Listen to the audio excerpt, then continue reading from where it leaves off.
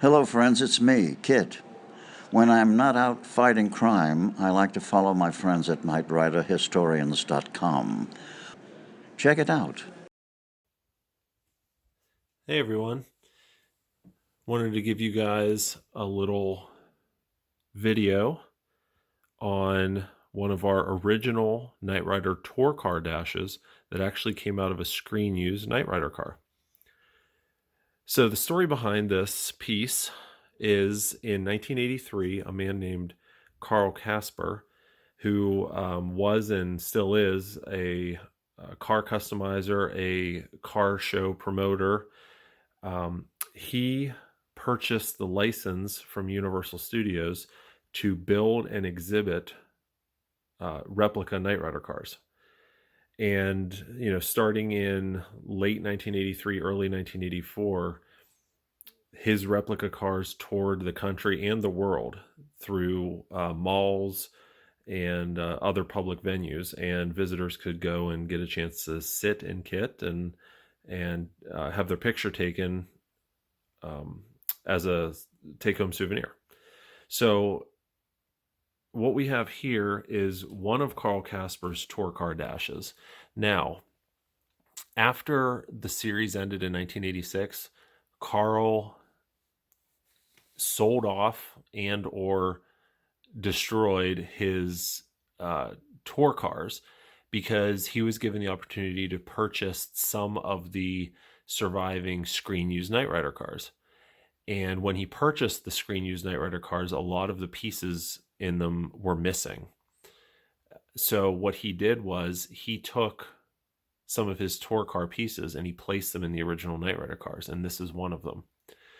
So one thing I failed to mention is when Carl got the license to build these cars in 1983 from Universal, he also acquired a few of the original molds, to include the original Season 1 dash-on-dash mold, which is what you're looking at here. So we don't know for sure if this specific dash was necessarily in one of the tour cars and then was moved over into one of the screen-used cars, or if this was built specifically for the screen-used cars. But nevertheless, it is an original Carl Casper piece from an original Season 1 mold. So let's take a closer look at it. I am going to turn the power on so we can see it light up. Since this was a tour car, it just static lit up. Nothing did anything. It was just all for looks while it was sitting in, again, a mall or another public venue. All of these electronics are on breadboards with wire-to-wire wrapping, and I mean, very, very homemade, but I mean, as you can see, they still work 35 years later. Not necessarily totally authentic to the series, but still very, very good for the time and whatnot. So here's the tack.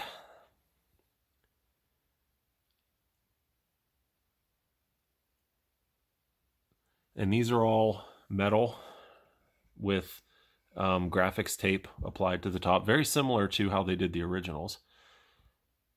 Now you'll notice the voice box is gone on this one, and you'll also notice that there's quite a large hole where the TV should be. So this dash was placed in, as I said, one of the original Hero cars, and for some reason, whenever it was placed in the car, they took a full off-the-shelf 9-inch television. They didn't take it out of the bezel or do anything. They hacked up the dash and placed the TV intact in the dash. So it looks very much out of place, but that's why you see this dash with a big hole here. And they did go to nice, they did smooth this side, so there's no big hole there, but as you can see, that's why they did that.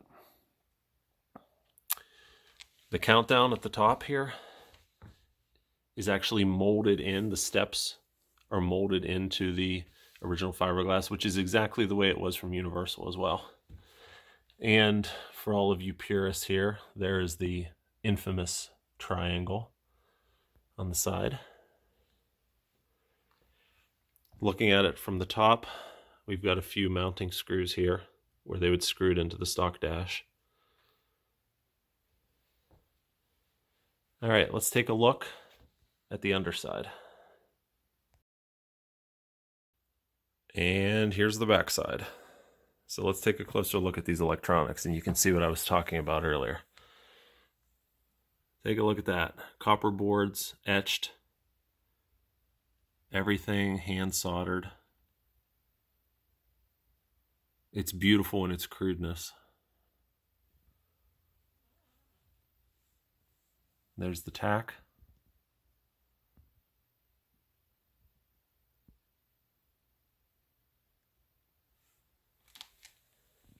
And we can see here, just looking at the fiberglass, I mean, it's a thick piece. It's heavy, it's sturdy, it's not going to break.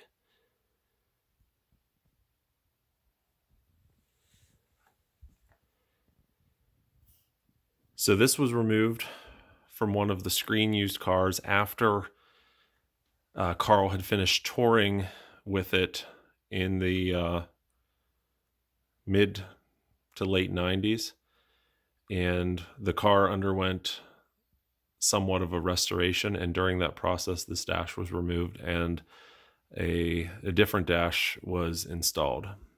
So we had the opportunity to acquire this piece back in the mid 2000s, and we've had it ever since.